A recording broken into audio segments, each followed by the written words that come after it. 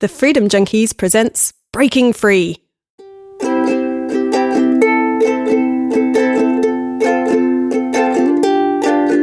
I'm Ems Rickson, and this is Breaking Free, the podcast where I talk honestly about addiction, how it has affected me, and the things I do to break free, in the hope it will help others who want to do the same.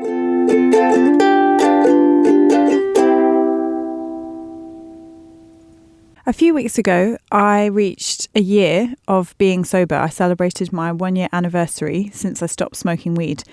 And so this week, I thought I would talk a little bit about my sober year, the things that I've learned, the benefits that I feel that I'm now experiencing since I've stopped smoking, and the things that I have done to help me stay sober this year. At the beginning, it was quite a challenge. A lot changed for me at the beginning of this year.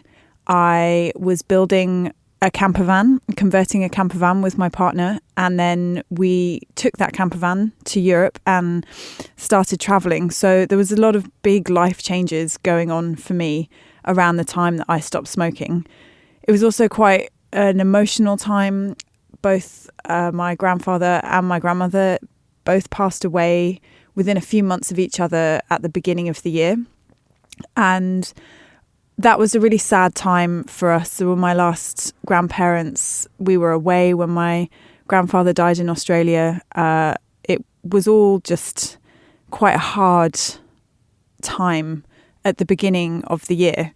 And I really felt a lot of difficulty when I first stopped smoking. Everything felt really raw. I felt really emotional and was finding it quite hard to deal with a lot of things that were going on, because my usual method of dealing with things was to smoke a lot of weed, and I had decided that I was not going to do that anymore. So my usual coping mechanism had kind of been taken away from me.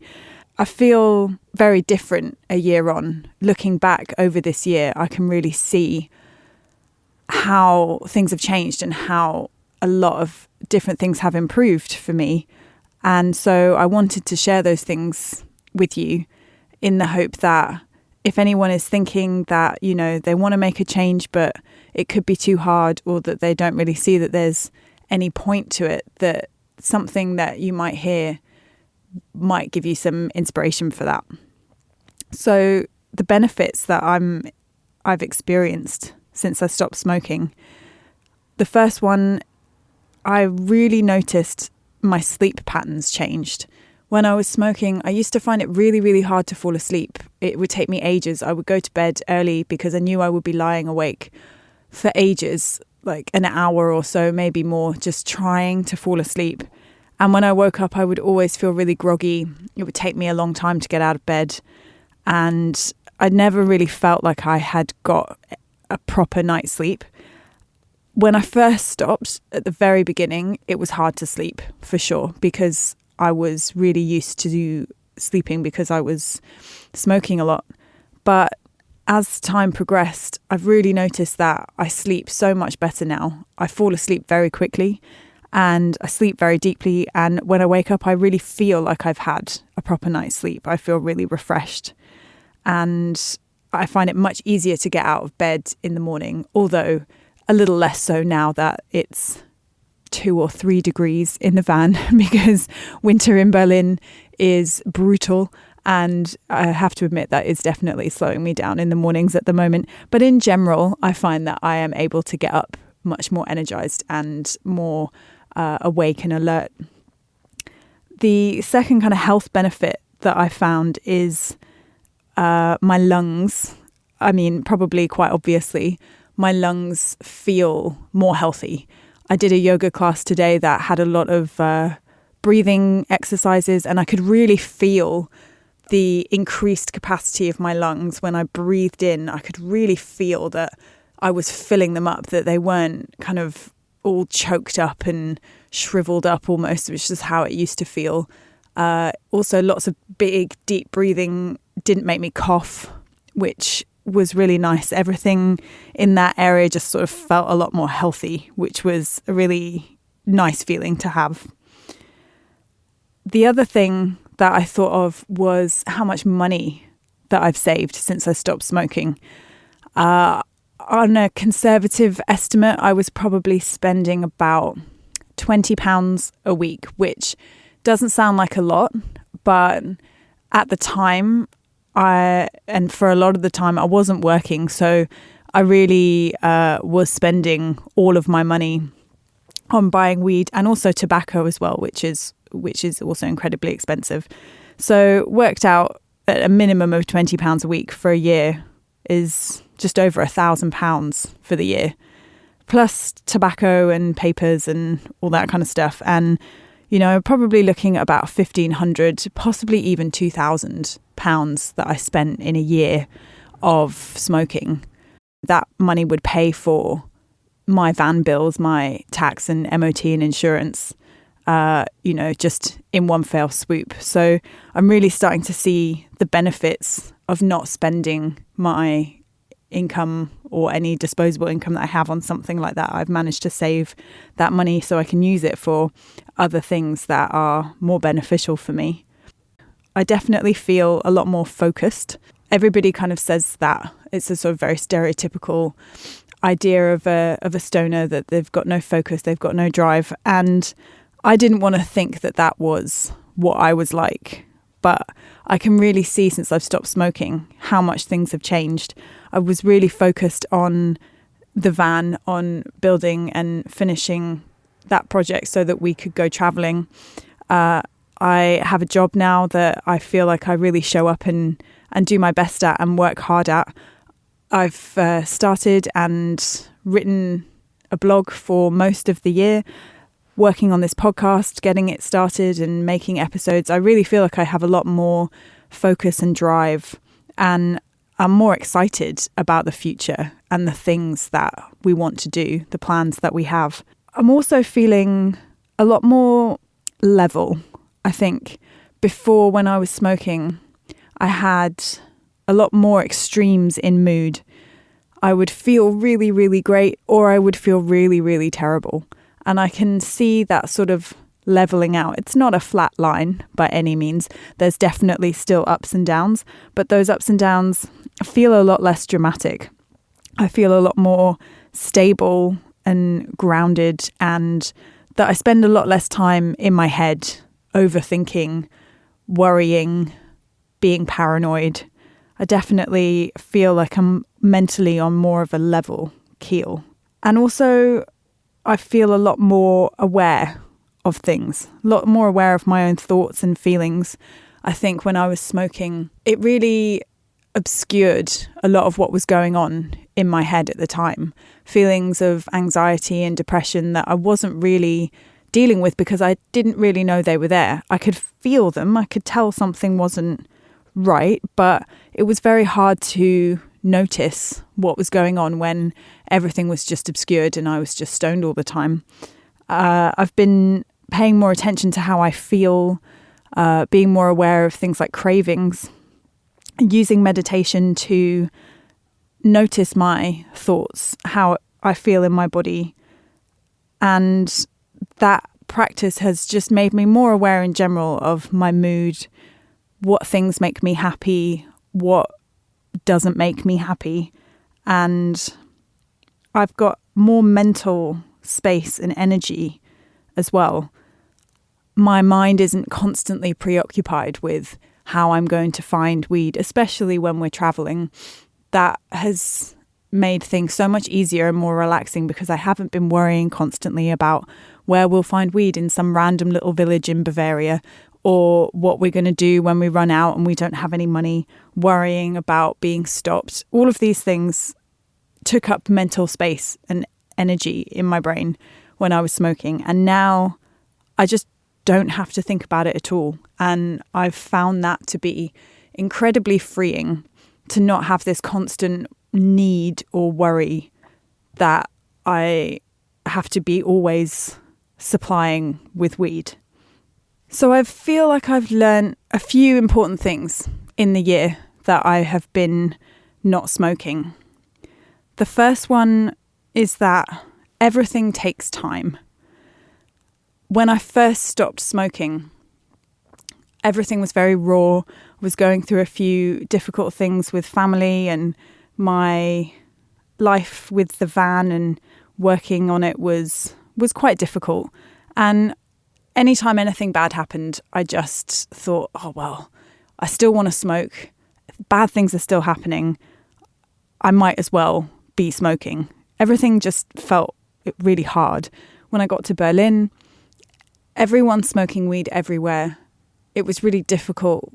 I think I wrote in the blog about a time where I cried when we were in the park. It was a beautiful sunny day. There were loads of people sitting around in groups, smoking joints, having a great time. And I had essentially a temper tantrum and was really upset that I couldn't join in the fun with all the other people. And I cried and I had to leave the park and go home because I was just so upset. I think of that now and it makes me laugh. That was months and months ago. I haven't felt like that for so long.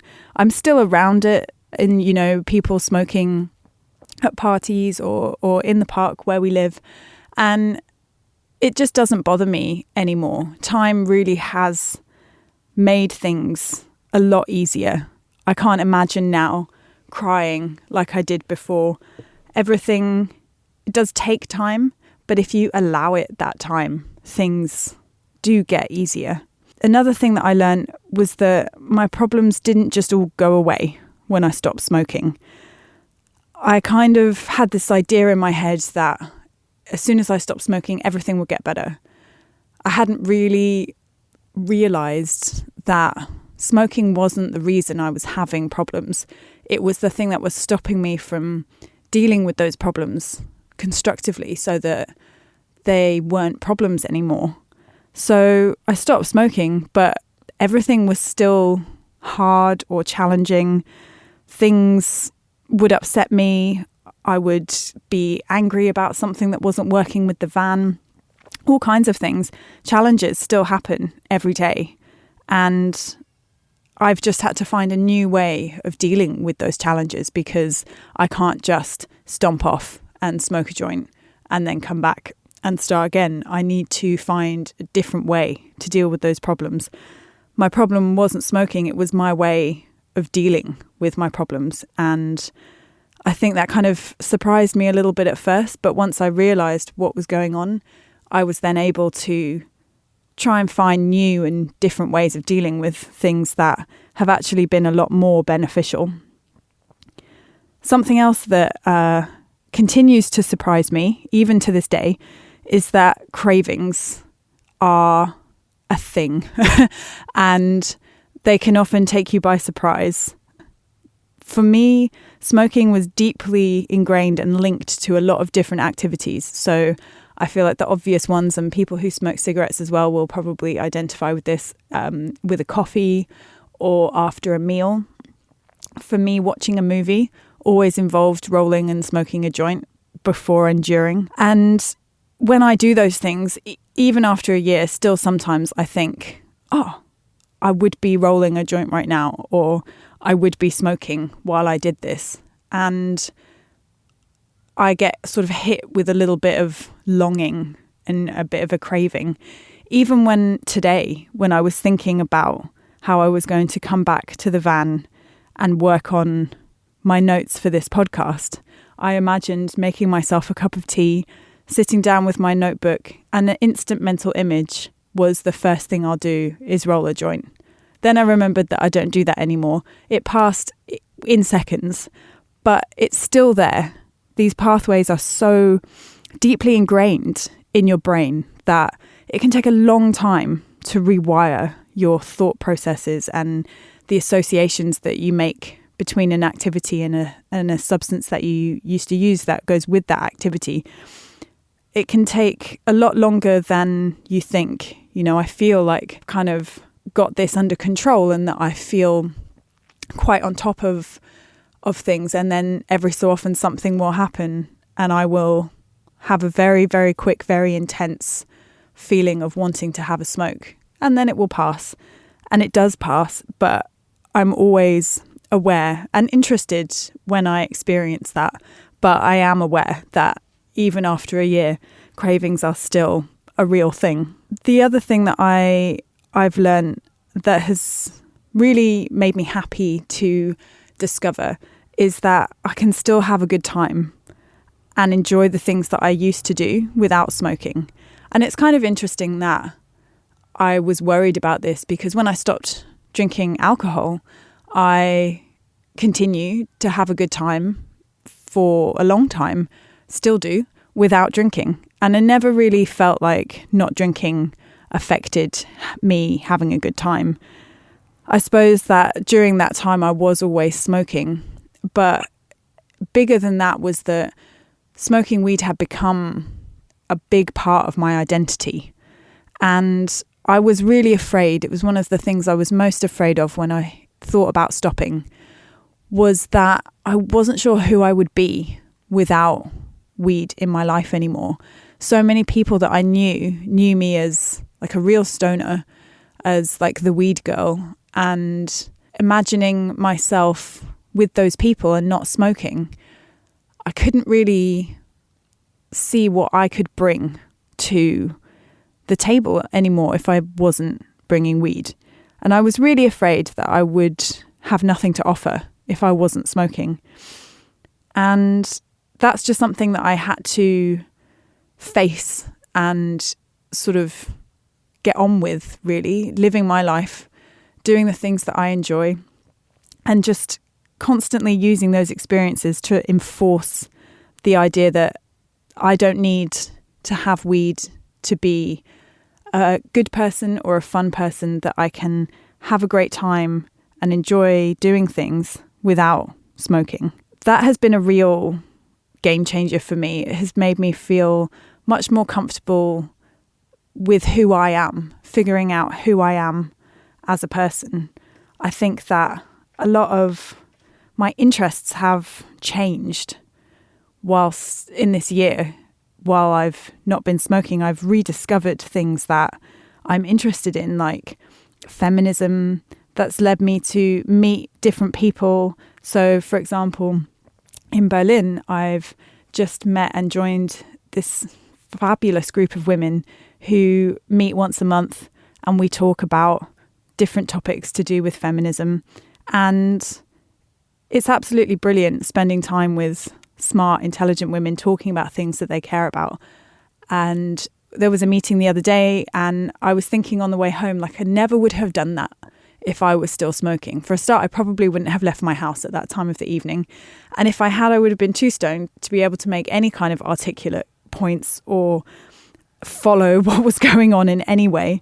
I feel like I'm finding out more about who I am, what I care about, and have the energy to follow those interests and to be really involved in different things rather than just getting stoned. So I want to talk a little bit about a few things that have helped me throughout this year. The first one, I think maybe the most important one, is learning about addiction. I've been listening to podcasts, I've been reading books, I've been researching online for the blog posts that I write.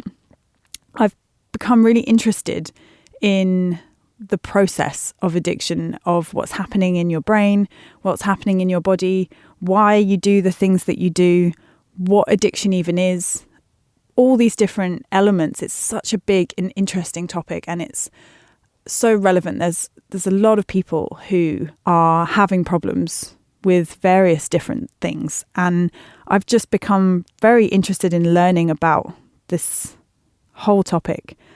And the more I learn, the less judgmental or worried I am about what's going on with me. I'm just interested. It's like research. And that has really, really helped kind of separate me a little bit from the things that are going on in my head and help me to figure out why it's happening. The second thing has been writing the blog and creating and recording this podcast. It's really helped keep me accountable. It's really helped connect me to people that I wouldn't have talked to or got to know without those things. And that connection has really meant a lot to me.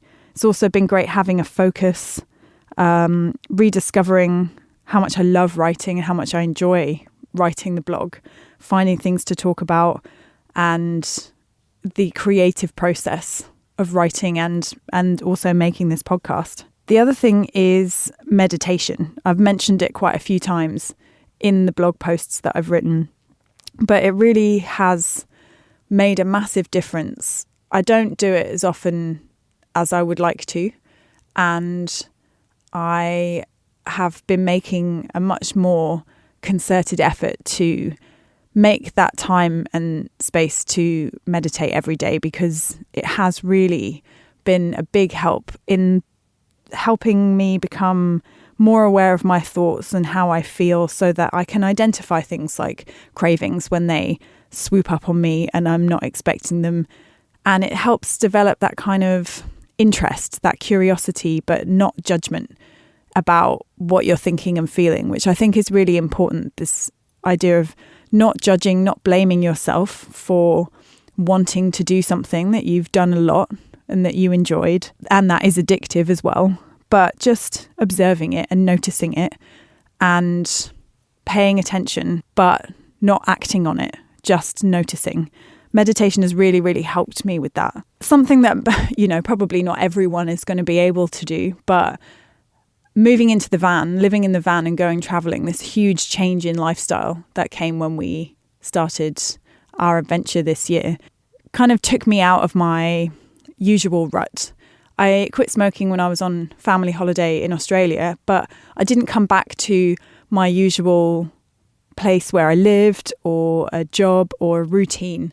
I came straight back to working on the van and then straight off into traveling. And that really big change in lifestyle kind of pulled me out of a routine that I'd got really stuck into, of smoking every day and basically working my life around the joints that I smoked.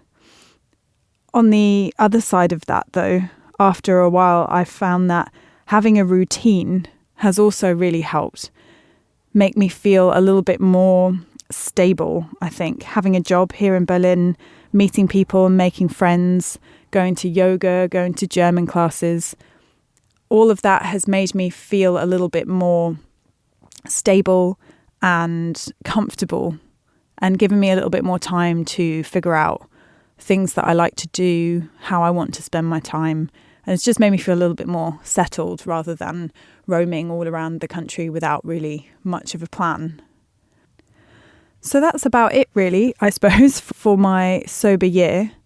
I hope that there's something in here that can be useful to you, maybe a little bit of inspiration or some ideas about what might help you if you want to try and take some time off from your addictions. If there's anything that you want to share or anything that you want to comment on, please go to the Facebook page, the Freedom Junkies Facebook page, or the Facebook group, and get involved with the conversation. Thanks so much for listening. See you next time.